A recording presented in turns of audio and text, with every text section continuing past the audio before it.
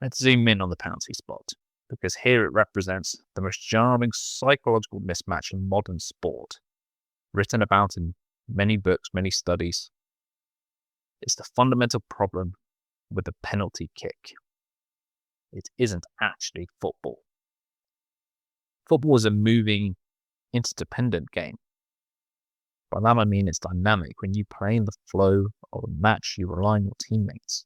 You react instantly to a bouncing ball, a defender's challenge, the shifting conditions of the game itself. In those moments, players operate in a state of automaticity. The neural pathways have been paved through thousands and thousands of hours of repetition. In cognitive psychology, we call this system one thinking. Fast, intuitive, emotional, fluid. Your brain is firing in perfect sync with the environment, so you don't think about how to strike the ball. Your body just executes it. When the referee blows that whistle for a penalty, the rhythm of the match is abruptly silenced. The game shifts from a fast-paced collective team sport to one that's isolated, static.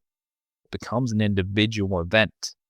It is just you, a stationary ball, and a goalkeeper. And this is when the analytical mind catches up to you.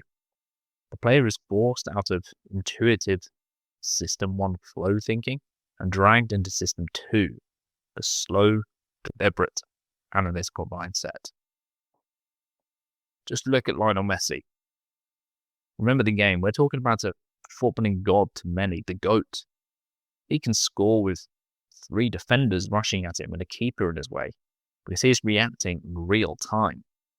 He can dribble for an entire team on pure instinct.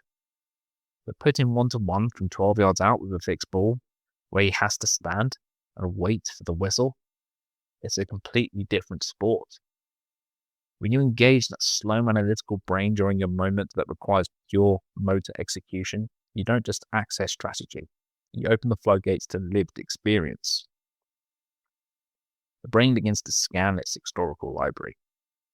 It accesses the back catalogue of past failures, the immense weight of the global crowd, the looming fear of the media narrative.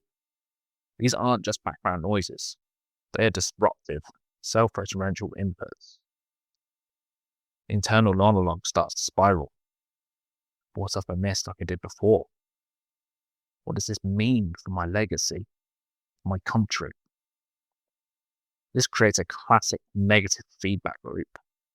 The moment you try to consciously force perfection through deliberate thought, you create microscopic tension in the muscles and disrupt the timing of your motor pathways.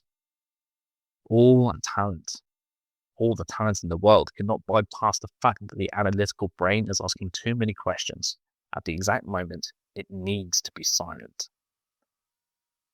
So, if an elite athlete finds themselves trapped in the System 2 analytical spiral, what's the solution? What's the hope for the rest of us?